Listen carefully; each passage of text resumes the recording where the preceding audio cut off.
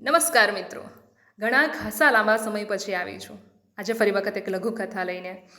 લઘુકથાનું નામ છે બેલેન્સ અને એ લઘુકથાના રચયિતા છે હિરલ વ્યાસ.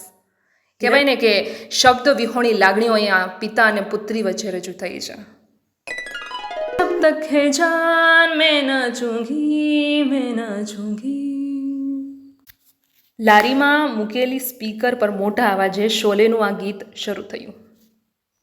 લારી પાસે એક માણસ પાથરણું પાથરીને બેઠો હતો. પાથરણા પર છૂટા પૈસા પડ્યા હતા. સામસામે લાકડીઓ ગોઠવીને ઉપર એક જાડું દોરડું બાંધેલું હતું. એક 7-8 વર્ષની છોકરી બાંધેલી લાકડીઓના આધારે ઉપર ચડી. પાથરણા પાસે બેઠેલા એક માણસે એને એક લાંબી લાકડી આપી.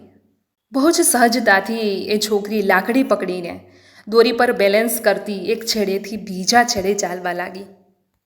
લાકડી પાતળી છે કે છોકરી એ કડવું અઘરું હતું. રસ્તા પર આવતા જતા સૌનું ધ્યાન એ મોટા અવાજે ચાલતા ગીત પર જ જતું હતું. કોઈ જોઈને આગળ વધી જાય તો કોઈ 2-5 રૂપિયા પાથરણા પર મૂકી જતું. કોઈ વળી ક્યારેક ખાવાનું આપી જાય તો એક ટાણું સચવાઈ જતું. બધું જ બદલાય, શહેર, સ્થળ, ઋતુ, ગીત, પૈસા આપતા માણસો, બસ દોરડા પર ચાલતી છોકરી અને તેના પિતા કે એમની કિસ્મત ન બદલાય. ગીત પૂરું થયું ને છોકરી નીચે ઉતરી. કેટલા થયા? પાથરણા પર નજર કરતાં પૂછ્યું. હાલ ગણીએ. પરચુરણ પર હાથ ફેરવતો એ બાપ બોલ્યો.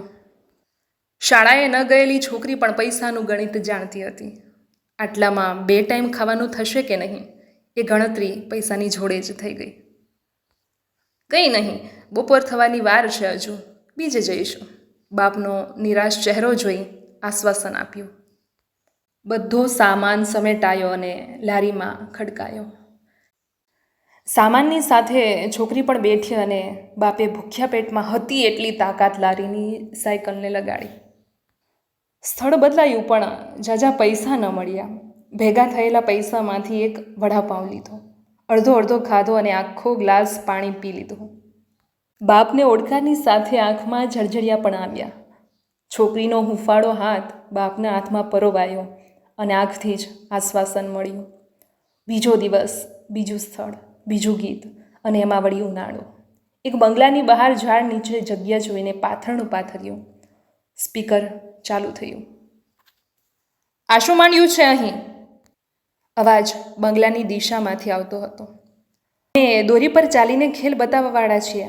થોડી વારમાં જતા રહીશું બા. બહુ તડકો છે એટલે આ ઝાડ જોઈને અહીં બેઠા છીએ. છોકરીએ નરમાશથી કહ્યું. ગમે તે હોય, અહીંથી નીકળો. તમારા જેવા તો ઘરની આજુબાજુ આંટા ફેરા કરીને બધું જાણી લે ને પછી ધાડ પાડે છે. તમારો શું ભરોસો? છેક ઝાપા સુધી આવી ગયા. બંગલાના માલિકે બહુ ઉદ્ધતાઈથી કહ્યું. ક્યાંક કંઈક થાય ને આપણું નામ આવે બાપા. ચાલો ઉપાડીએ બધું. છોકરીએ સામાન સંકેલવા માંડ્યો. ઘર જઈ પાછું પાથરણું પાથર્યું. લાકડીઓ ગોઠવી, સ્પીકર ચાલુ થયું અને છોકરી ફરી દોરડા પર ચડી. દોરી પર આમથી તેમ કુશળતાપૂર્વક ચાલવા લાગી. દોરી પર બેલેન્સ કરવા ટેવાયેલી છોકરી તડકા અને ભૂખ સામે બેલેન્સ ન રાખી શકી.